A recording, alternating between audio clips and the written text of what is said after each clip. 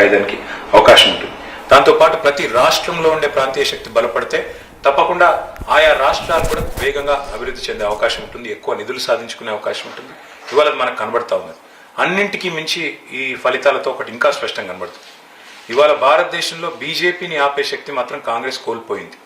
Congress party మొన్న జరిగిన హర్యానా ఎన్నికల్లో 2 నెలల కిందట అందరూ గెలుస్తుందని ఊహించారు, ఎగ్జిట్ పోల్స్ కూడా అది చెప్పినాయి. కానీ అక్కడ కూడా చిత్తుగా ఓడిపోయారు. తర్వాత మహారాష్ట్ర గెలుస్తుందని చెప్పి 6 నెలల ముందు నుంచి చెప్పుకున్నారు, కానీ ఈరోజు అక్కడ కూడా దారుణమైన ఓటమి. జార్ఖండ్ లో కేవలం జార్ఖండ్ ముక్తి మోర్చా వల్ల ఇవాళ కాంగ్రెస్ కు అక్కడ కొంత అధికార కూటమిలో స్థానం దొరికింది తప్ప, లేదా అక్కడ కూడా కాంగ్రెస్ పార్టీ వల్ల నిజానికి జార్ఖండ్ ముక్తి మోర్చాకు నష్టమే జరిగింది. ఈ రకంగా చూసినప్పుడు భారతదేశంలో కాంగ్రెస్ పార్టీ భవిష్యత్తులో రానున్న రోజుల్లో మరింత కనుమరుగయ్యే పరిస్థితి కనబడుతున్నది. తప్పకుండా అందుకే తెలంగాణలో కూడా ఇక్కడ ఏదైతే మోసకారి ప్రభుత్వం ఉందో, ఏదైతే అడ్డగోలు హామీలు ఇచ్చి వచ్చిన ప్రభుత్వం ఉందో, వాళ్ళ మాటలు ఇక్కడి నుంచి ముఖ్యమంత్రి గారు స్వయంగా పోయి తెలంగాణ ముఖ్యమంత్రి మహారాష్ట్రలో ప్రచారం చేస్తే కూడా మహారాష్ట్ర ప్రజలు కూడా గ్రహించగలిగారు. ఎందుకంటే 1000 కిలోమీటర్ల బార్డర్ ఉంటుంది మహారాష్ట్రకు తెలంగాణకు.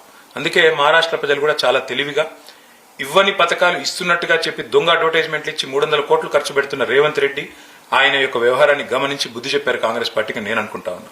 ఎందుకంటే అక్కడ మహాయుతి గవర్నమెంట్ ఏదైతే షిండే గారి నాయకత్వంలో నెలకు 1500 రూపాయలు ఇచ్చిందో, అక్కడేమో వాళ్ళు ఇచ్చినారు 2 కోట్ల మంది మహిళలకు ఇచ్చినారు. ఇక్కడనేమో 1,67,00,000 మంది ఆడబిడ్డలు ఎదురు చూస్తా ఉన్నారు, ఎప్పుడు ఇస్తాడు రేవంత్ రెడ్డి. 100 రోజుల్లో ఇస్తా అన్నాడు, 365 రోజులు దగ్గరకు వచ్చింది, ఇంకెప్పుడు ఇస్తారని ఎదురు చూస్తున్నారు. ఇవ్వకపోయినా ఇచ్చినా అని చెప్పుకున్నాడు రేవంత్ రెడ్డి. అందుకే మహారాష్ట్ర ప్రజలు, మహారాష్ట్ర ఆడబిడ్డలు తెలివైన వాళ్ళు కాబట్టి కాంగ్రెస్ పార్టీకి బుద్ధి చెప్పిండ్రు. తప్పకుండా ఈ దొంగ మాటలు, ఈ మోసాలు కలకాలం ఎల్లకాలం చెల్లవు. తప్పకుండా కాంగ్రెస్ పార్టీ ఇక్కడ కూడా రేపటి రోజున భవిష్యత్తులో తెలంగాణలో కూడా బుద్ధి చెప్తారని నేను అనుకుంటాను.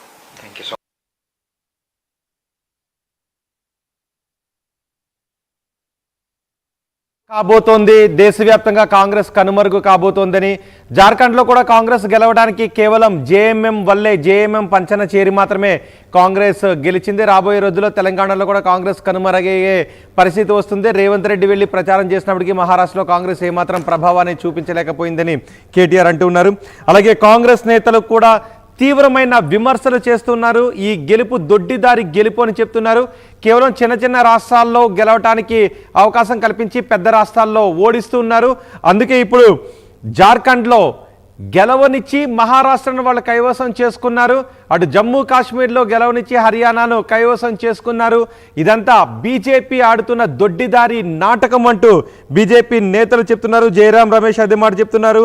పవన్ గారు కూడా ఈ ఆరోపణలు మాత్రమే చేస్తున్నారు. ఇదంతా ఎలక్షన్ కమిషన్ని తప్పుదావ పట్టించి దొడ్డిదారిన బీజేపీ విజయాలను తమ ఖాతాలో వేసుకుంటుంది. ఎలక్షన్ వెబ్సైట్లను బీజేపీ మ్యానిపులేట్ చేస్తోంది, ఈవీఎంలను మ్యానిపులేట్ చేస్తోంది బీజేపీ అంటూ ఆరోపిస్తున్నారు. మరోవైపు కేటీఆర్ మాత్రం కాంగ్రెస్ని తీవ్ర స్థాయిలో దుమ్మెత్తి పోస్తూ ఉన్నారు. కాంగ్రెస్ గెలుస్తుంది, ఇప్పటి వరకు ఎగ్జిట్ పోల్స్ చెప్పినటువంటి ఫలితాలను కూడా కాంగ్రెస్ చేరుకోలేకపోయింది అని విమర్శిస్తున్నారు. దీన్ని బట్టి కాంగ్రెస్ కనుమరుగవుతున్న పార్టీ అంటూ విమర్శలు చేస్తున్నారు. 25 రోజులు దగ్గరకు వచ్చింది, ఇంకెప్పుడు ఇస్తారని ఎదురు చూస్తున్నారు. ఇవ్వకపోయినా ఇచ్చినా అని చెప్పుకున్నాడు రేవంత్ రెడ్డి. అందుకే మహారాష్ట్ర ప్రజలు, మహారాష్ట్ర ఆడబిడ్డలు తెలివైన వాళ్ళు కాబట్టి కాంగ్రెస్ పార్టీకి బుద్ధి చెప్పిండ్రు. తప్పకుండా ఈ దొంగ మాటలు, ఈ మోసాలు కలకాలం ఎల్లకాలం చెల్లవు. తప్పకుండా కాంగ్రెస్ పార్టీ ఇక్కడ కూడా రేపటి రోజున భవిష్యత్తులో తెలంగాణలో కూడా బుద్ధి చెప్తారని నేను అనుకుంటాను. 365 రోజులు దగ్గరకు వచ్చింది, ఇంకెప్పుడు ఇస్తారని ఎదురు చూస్తున్నారు. ఇవ్వకపోయినా ఇచ్చినా అని చెప్పుకున్నాడు రేవంత్ రెడ్డి. అందుకే మహారాష్ట్ర ప్రజలు, మహారాష్ట్ర ఆడబిడ్డలు తెలివైన వాళ్ళు కాబట్టి కాంగ్రెస్ పార్టీకి బుద్ధి చెప్పిండ్రు. తప్పకుండా ఈ దొంగ మాటలు, ఈ మోసాలు కలకాలం ఎల్లకాలం చెల్లవు. తప్పకుండా కాంగ్రెస్ పార్టీ ఇక్కడ కూడా రేపటి రోజున భవిష్యత్తులో తెలంగాణలో కూడా బుద్ధి చెప్తారని నేను అనుకుంటాను. 365